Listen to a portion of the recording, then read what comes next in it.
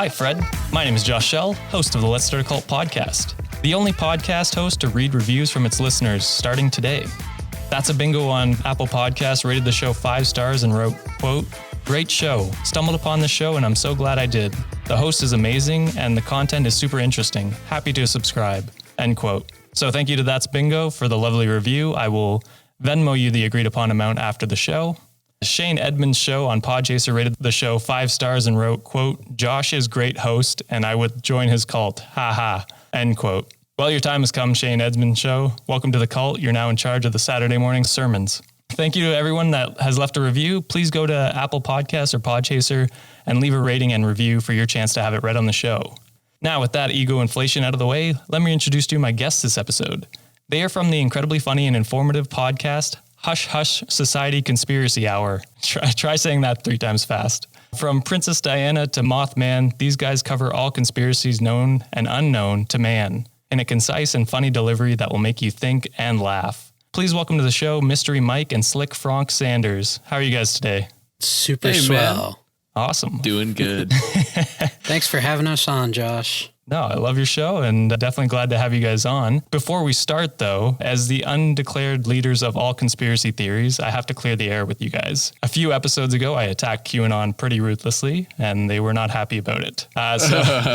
So will you guys accept my apology, not necessarily for what I said, but for how mean I was to Q and his Q drips? I don't know if the...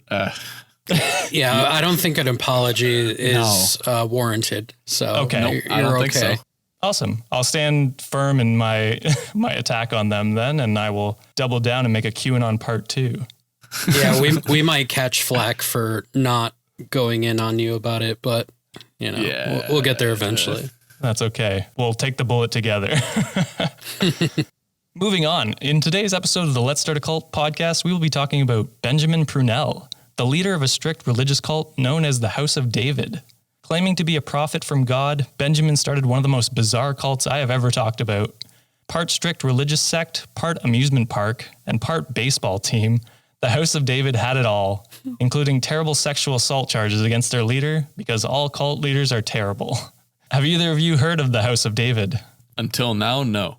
I have not. I've only heard the baseball part of it, and looking into it, I was like, I wonder if this is the same cult that I'm thinking about.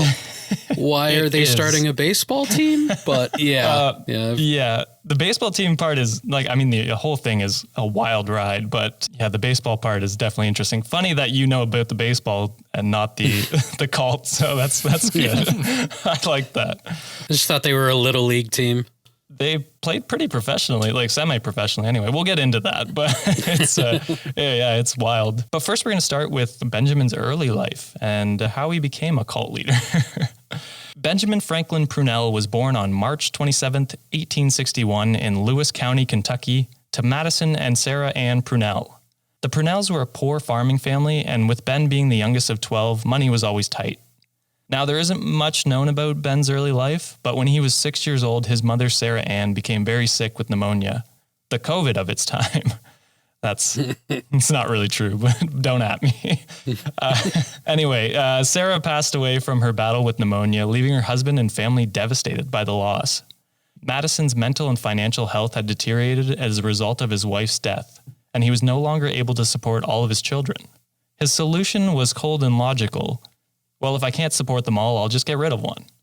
And Ben, being the youngest, drew the short straw.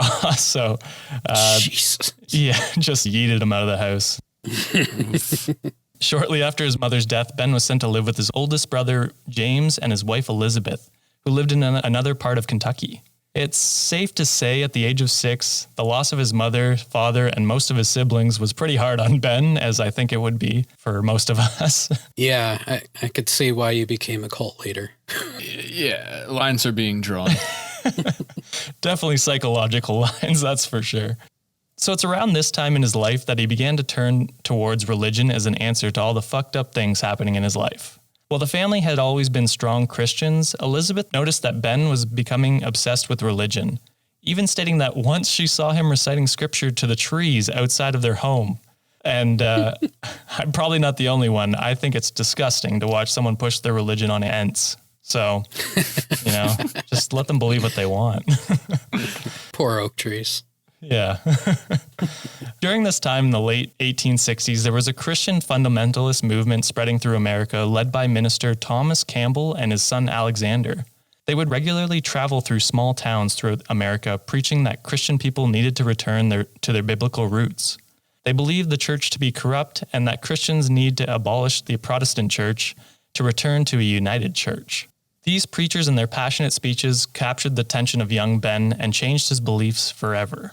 Because before he was probably preaching like pretty, regular stuff, like love everyone and stuff. But this is, we need to chop off half of the church and get back to what we used to believe in. Jeez. Now, what is the one thing besides religion that every straight teenager needs? Porn. Drugs. Close. Also a good answer. Sadly, there was probably no porn back in this day.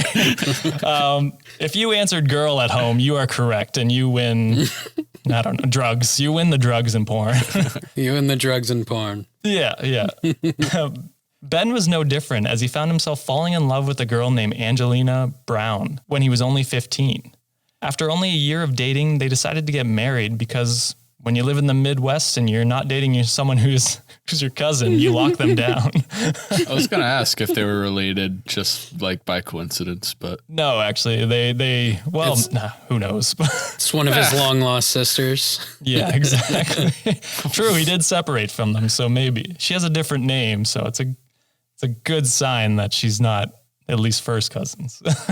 True. Alas, Ben was not ready for a committed relationship, as he would often leave for days or weeks on end while he traveled around the country. And keep in mind, he's like 15, 16 at this time. He's just... Yeah, what are you doing? Just leaving. Living life. Just living life. Riding the rails. He's probably preaching, he's pretty religious still. So with no job or way to provide for Angela, things were looking bad for their marriage. But what is the best proven way to fix a marriage? Having a baby, of course. I was going to say a threesome. Oh, there you go. I see Mystery Mike has different ways to fix marriages. Think outside the box. I like it. And so in 1879, Angela gave birth to a baby girl. But it was not enough to keep Benjamin's attention. And for the next 2 years, he traveled aimlessly through the Midwest. So the only word she ever heard from him was a letter requesting a divorce from her.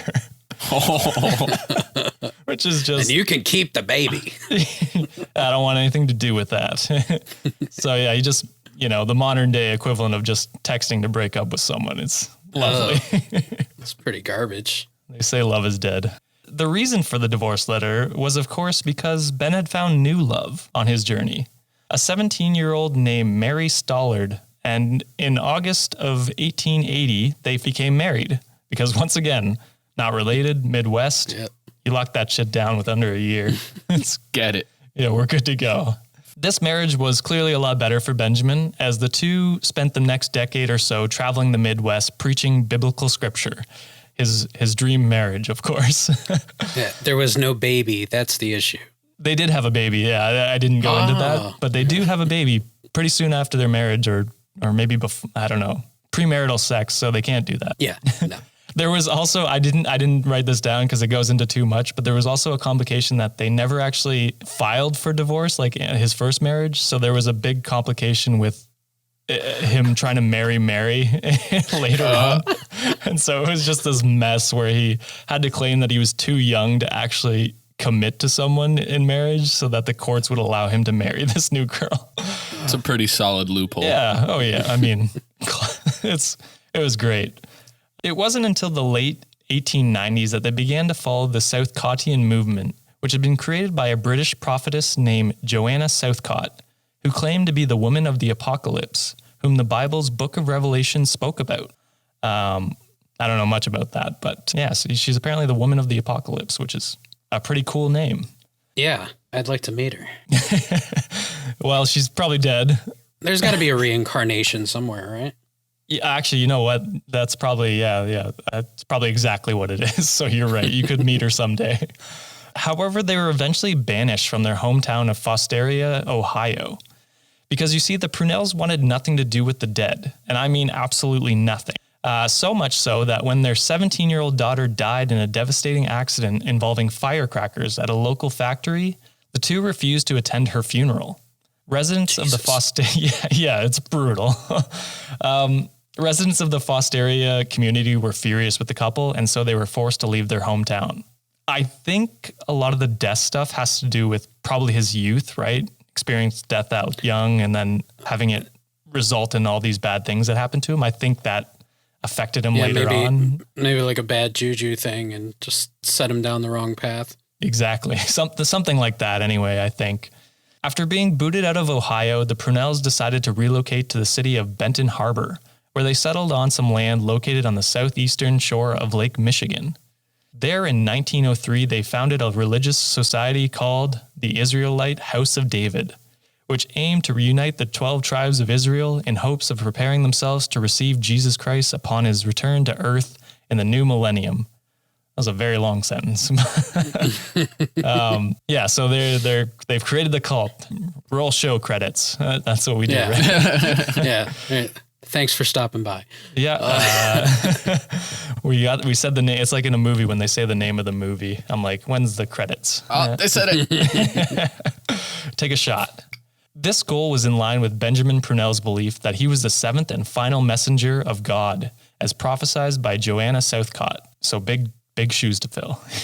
Yeah, a little bit. Yeah. More specifically, he was convinced that he had been entrusted to carry out the mission outlined in the Revelation chapter 11, verse 15, which read, quote, "And the seventh angel sounded, and there were great voices in heaven, saying, the kingdoms of this world are becoming the kingdoms of our Lord and of his Christ, and he shall reign forever and ever," end quote. So basically, he wants to be the messenger to God, basically. It's always funny to me that people that are super religious, especially when you're in the mindset of being a cult leader or a member of a cult or something of the sort, that you all of a sudden see yourself as this grand prophet or character or figurehead. It's like, where is the bridge that gaps from like normal minister who goes out and tells people about God to God chose me and I am in this to bring the apocalypse and bring Jesus back. And it's just always a funny jump to me. To me, that's like borderline almost mental illness. If not mental illness as a whole, like when you're taking a verse out of the Bible so literally and taking it as a direct message to you and you only, that's kind of deranged. Yeah, it's definitely getting to that point. I mean, there are many, like, it's like, where do you get your confidence from? You know, I need a little bit of that. Should have been a motivational speaker. Exactly. And I feel a lot of them would be really good at it. They could be YouTube motivational speakers, definitely. Yeah, I think it's a combination of a few things. And I think with Ben, it's definitely the support of his wife, Mary, who I feel definitely helps convince him of this. She is definitely that kind of person where she supports him 100% and like just push him towards whatever he's believing in. That was in a lot of the research I was reading. So I think a lot of that's where his confidence comes from. She's a very supportive wife. Too supportive. Yeah, it's a great attribute in like a crappy scenario. Yes. Yeah. It's like you need your wife to be 95% supportive, you know? Yeah. There's got to be voice of reason. Yeah. That 5% where they're just like, you didn't fucking take out the trash last week. Exactly. Yeah. Why did you start a cult? Now I have to get up early on Sundays. God damn it. Yeah. So I think that's definitely what fed into his specific, what would you call it, narcissism. But I believe every cult leader is slightly different in where they get their confidence. To fulfill his duty as the seventh angel of God, Benjamin, accompanied by his wife, began visiting nearby towns and preaching to residents. With his beguiling message and charismatic personality, it didn't take long before he amassed several hundred members, which spurred him to buy more land until the communion was sitting on a plot that exceeded 1,000 acres. It's huge. Wow. Yeah, it's like basically it turns into a small town here shortly. New devotees of the House of David were quick to adhere to the couple's strict rules, no matter how strange they seemed. For instance, meat, shaving, sex, tobacco, personal property, and alcohol were all forbidden. They were also required to hand over their money to the Prunells to help fund their preaching and outreach work. Now, that is standard religious stuff. However, even sex between married couples was forbidden. Oh boy. And wait a second. Rather, husbands and wives had to regard each other as brother and sisters. Since the Prunells taught their devotees that all kinds of intercourse, whether it be for procreation or simply for pleasure, was forbidden by God. So, yeah, we bring it back to the incest thing. Yeah. It all comes full circle. Yeah, literally. If you can't marry your sister, just pretend. Pretend your wife is your sister. That's fucking weird. Yeah. I mean, I've heard of worse cults so far. It's weird, but it's definitely not terrible yet. The sex for pleasure thing, I mean, okay, I could get that if you're a very religious cult, but the no sex for procreation is kind of, that's puzzling to me. Weird. Yeah, it's weird. Yeah. Right? And there's that whole complexion to having a child where it's like, oh, this is such a blessing. Like, to some regards, there's like, especially if you're a religious person, there's a religious aspect to having a child. So it's like, I feel like that should have scratched more heads, that whole portion of it. Just a few more questions raised, you'd think. Yeah. I don't know if they were just hoping everyone would be, mother marrying it, just babies popping out left and right from God, but definitely weird. But do you guys know who would never prevent you from having sex or eating meat or anything else I said above? Did you say God? God. Close. The products and services that support this show. Unless it's a Beyond Meat burger or something, then in which case don't eat meat, eat the Beyond Meat burger. Anyway, enjoy some ads. Good segue. Today's episode is brought to you by Omio. Omio is a travel booking platform that makes planning a journey in Europe and North America effortless. Just enter your travel details and Omio will magically give you all the train, bus, flight, and ferry options for your journey. It's never been simpler to book your first real vacation for 2021. Best of all, using Omio saves you time and money. That's a win-win in our books. Omio wants to help you leave your house this summer by offering 5% off your next booking. Just head to omio.com and use the code LISTENER5 at checkout. Valid until the 30th of June for new users on all modes of transportation. It's just the pick-me-up 2021 needs. Omio. Plan, book, and love the journey. Terms and conditions apply. In return for giving up everything they had, members were promised that the city of Benton Harbor had been specifically chosen by God to be the place where the Garden of Eden would be restored. Thus, joining the House of David would guarantee them eternal life. According to the judge who spoke about the group in 1927, quote, "In the minds of his people, Benjamin had established a kingdom separated from the world, in which he had held temporal and spiritual dominance, ordering the physical lives of their members and directing the aspirations of their souls and the operation of their mind." End quote. Kind of dark. I just like how he, with a straight face, stood in front of hundreds of people and he said, "Benton Harbor is the place." Not all these other amazing places. Benton Harbor. Yeah. This is it. Not shitting on Benton Harbor. I've never been there, but I've also never heard of it before this. So that's telling, if anything. The organization strived to be as self-sufficient as possible. Members were not only required to harvest fruit and cultivate grain, but those who had learnt important trades in the outside world were made to offer their expertise. For instance, there were facilities in the commune that provided tailoring, carpentry, and even laundering services.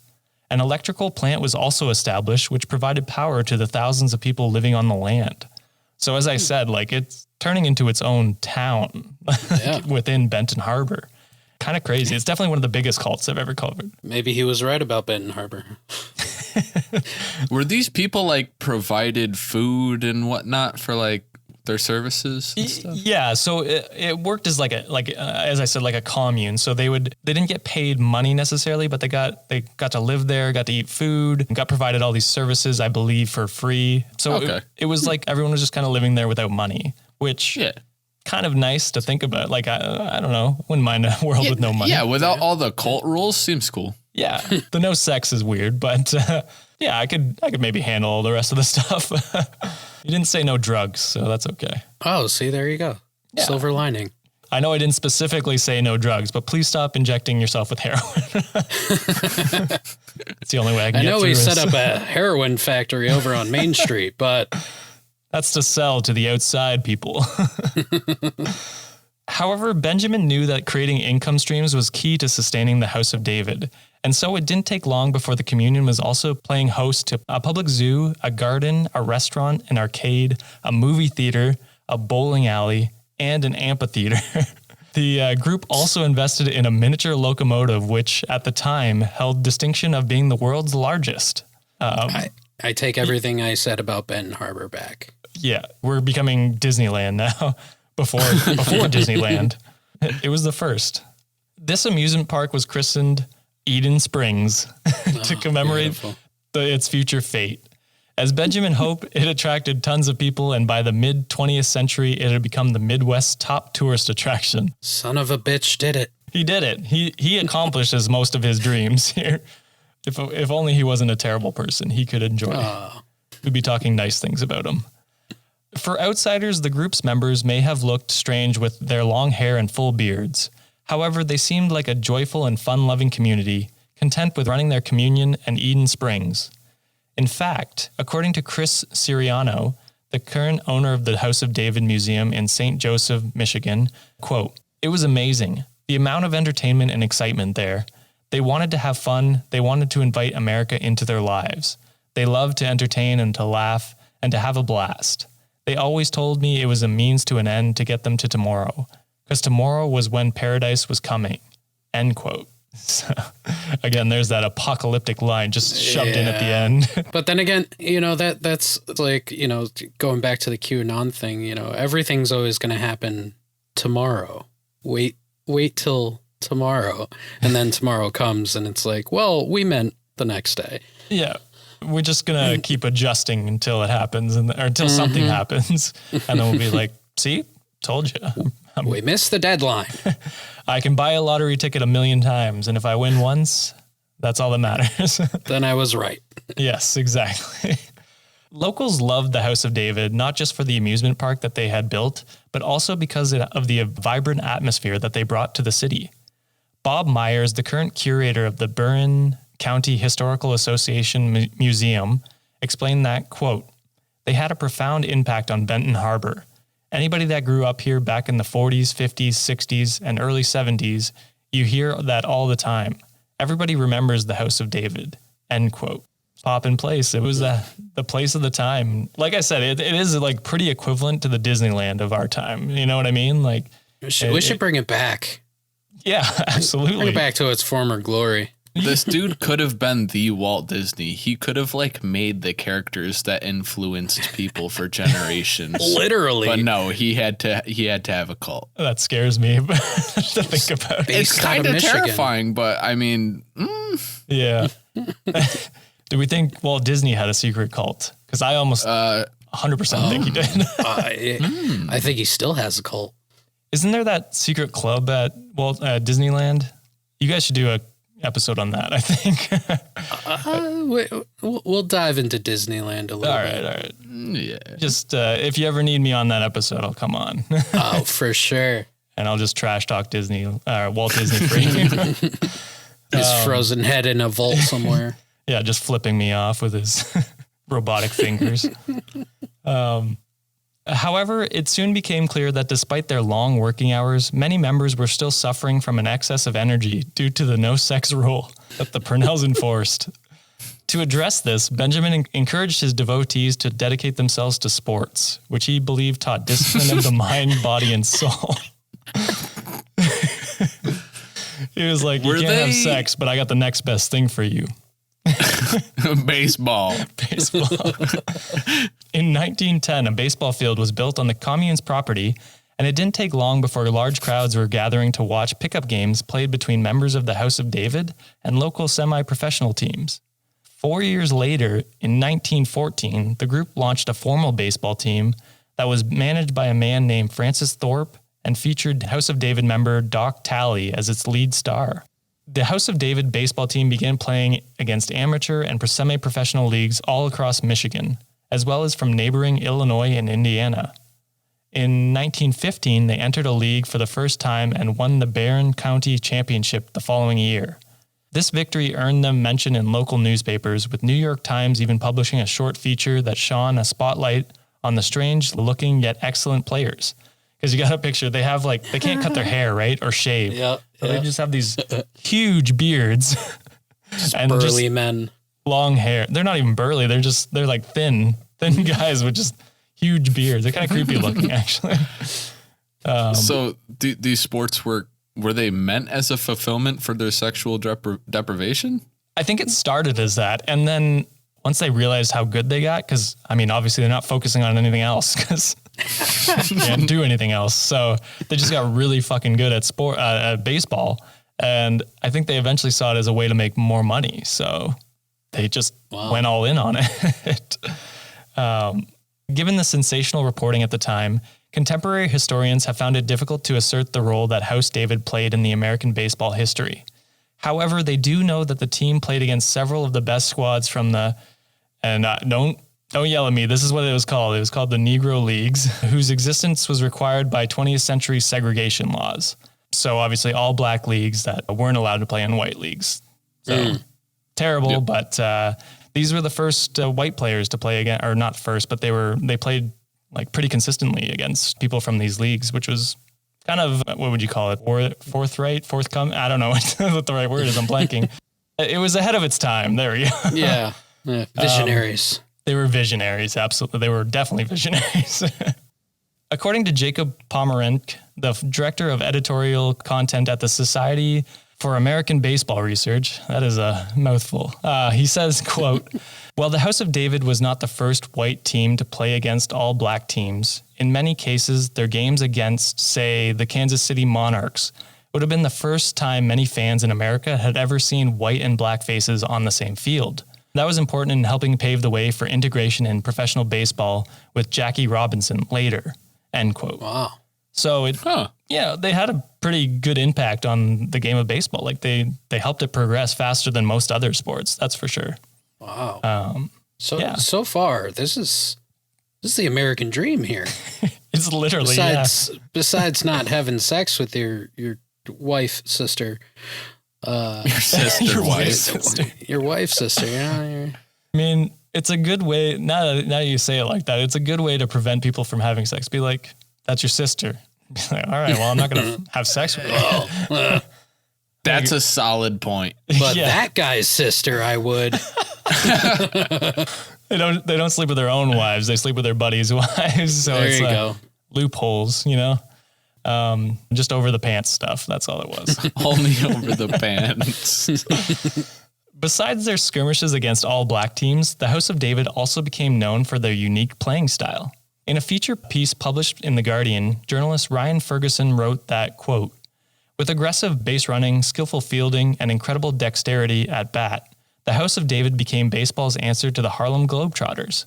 In small towns across America, people flocked to witness their lavish show, typically replete with stunts and gimmicks.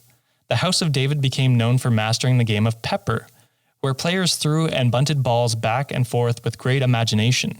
Crowds were dazzled as the touring players hid balls in their beard, performed tricks aplenty. One obscure scheme saw the House of David play an inning or two with fielders riding donkeys. No ploy was too bizarre," end quote. And it is kind of cool. There are it's terrible footage, but it's old footage of them doing these weird, throw it, make it look like they're going to throw it, and then it's behind their back or it's in the other guy's glove. Yeah. It's kind of like a cool trick thing you'd see at a Harlem Globetrotters event or something like that. So it's very interesting. They made a show of it. They were having fun. There's no doubt about that. I'm waiting for the downside here other than this sex thing. There was also the meat and the cigarettes and the shaving. Yeah. There was other stuff. Is that the order for you? Sex, meat, cigarettes, shaving. Yeah. Yeah. Okay. Okay. That's fair. That's good order. That was basically my quarantine anyways. So that was all 2020 for me. Their prowess on the field became so legendary that at one point, the House of David had 3 different teams participating in baseball games across the United States.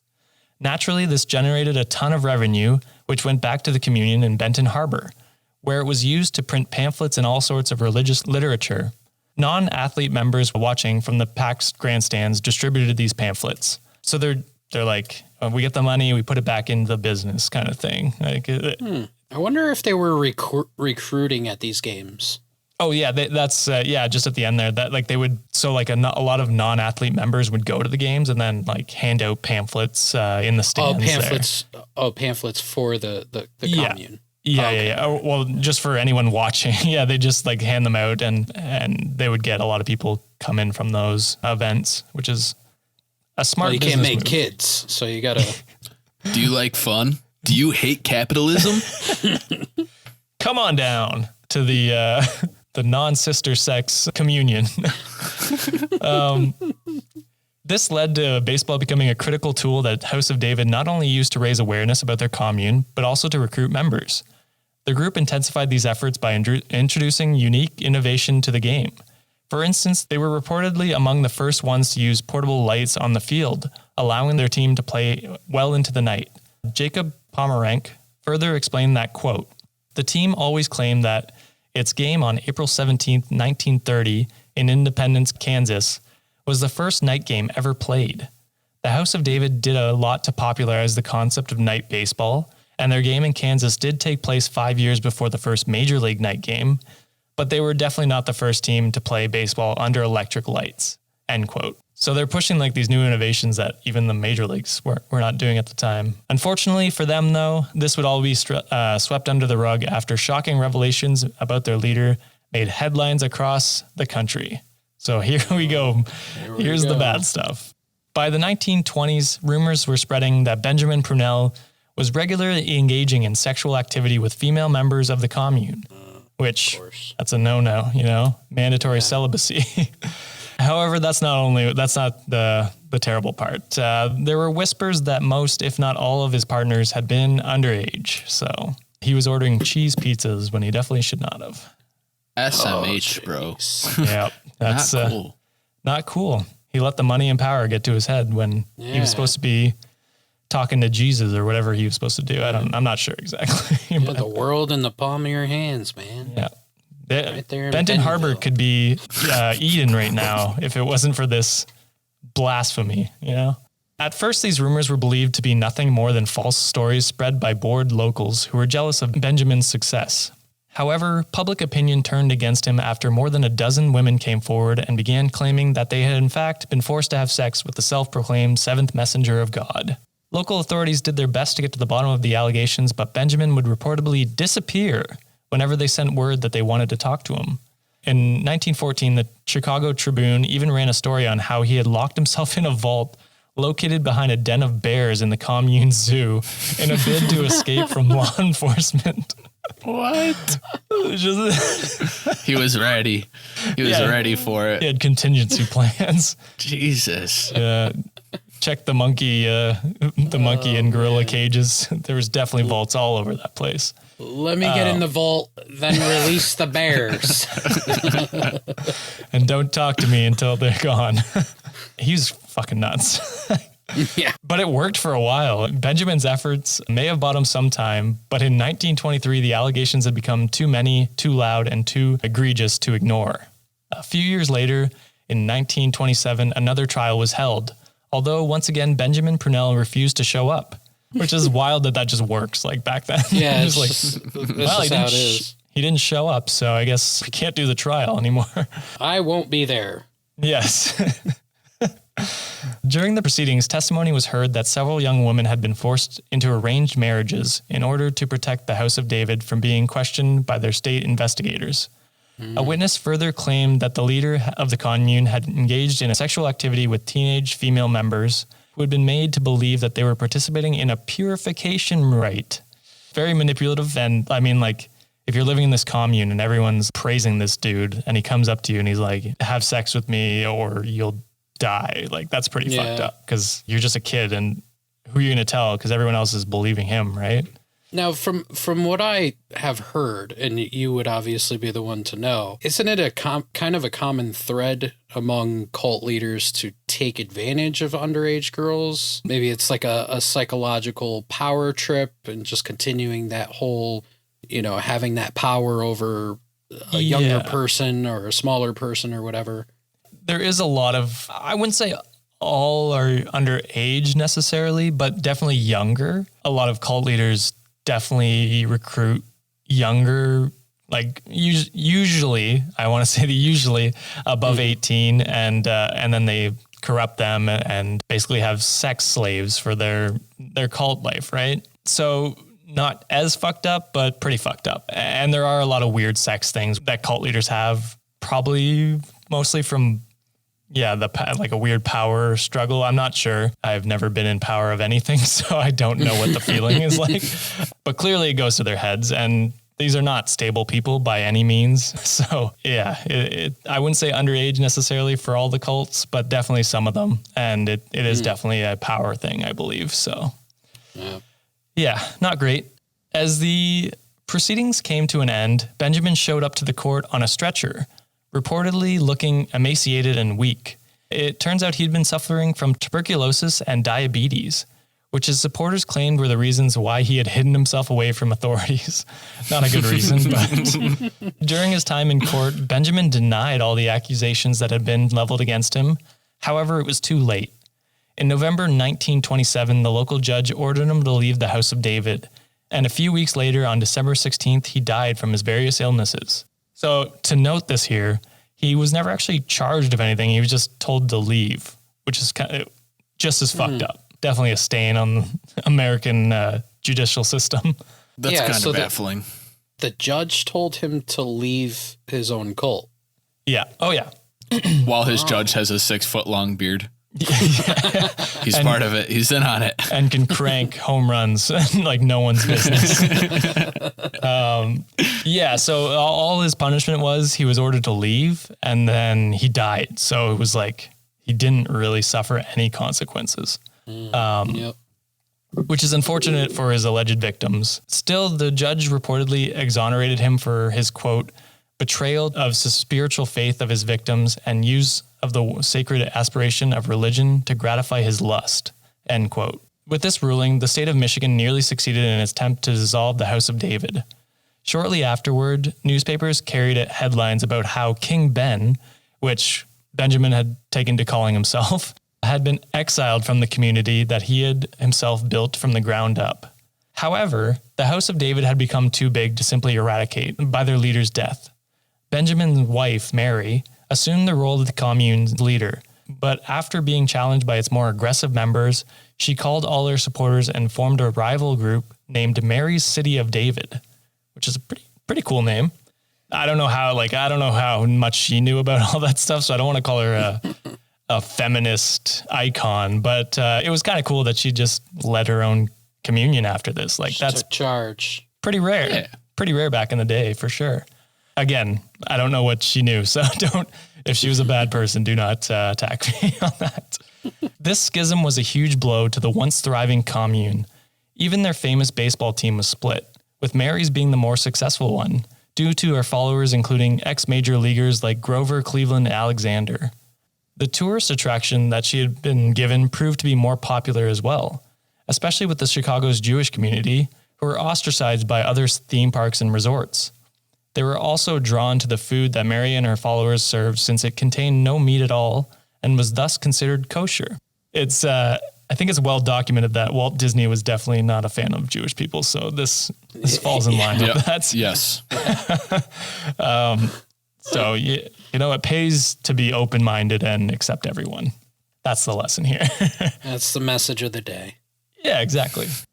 Meanwhile, to her new audience, Mary Prunell ordered to have a synagogue built on the City of David's plot so that their Jewish guests could come and worship after enjoying their day of fun and entertainment.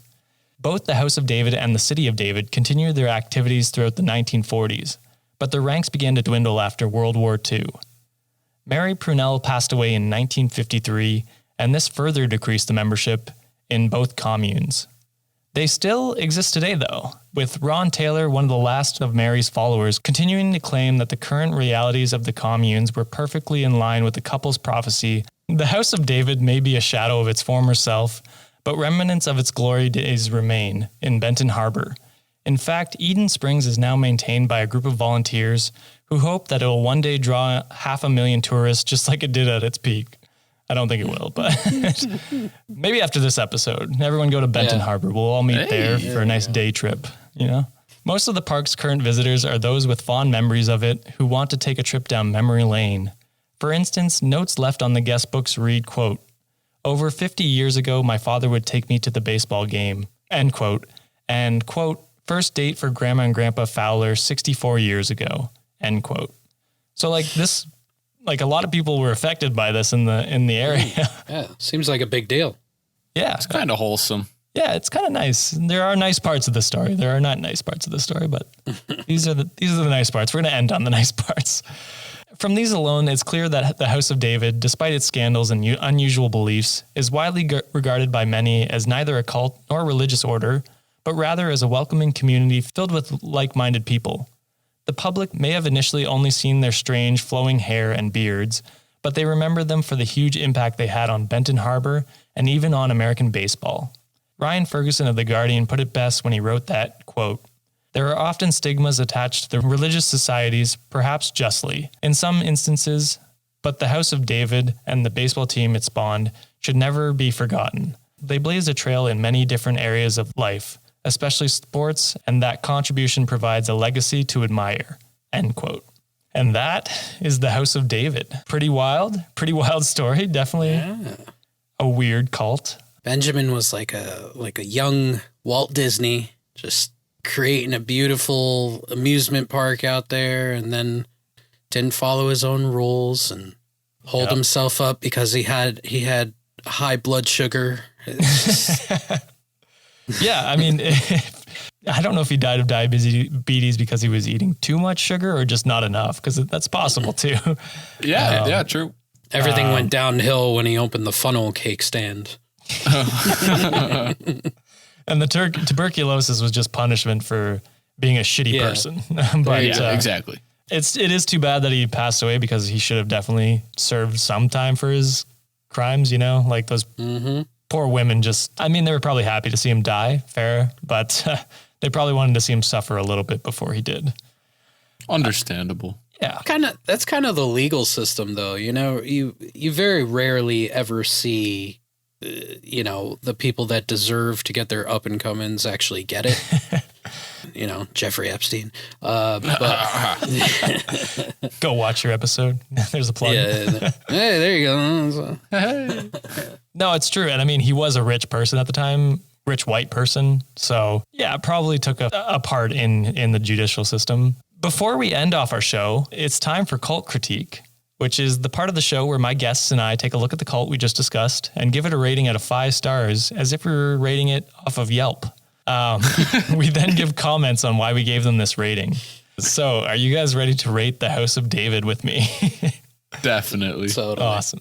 Mike, what is your rating on the House of David? 4 stars. Would come back to Benton Harbor to hang out. Funnel cake was great.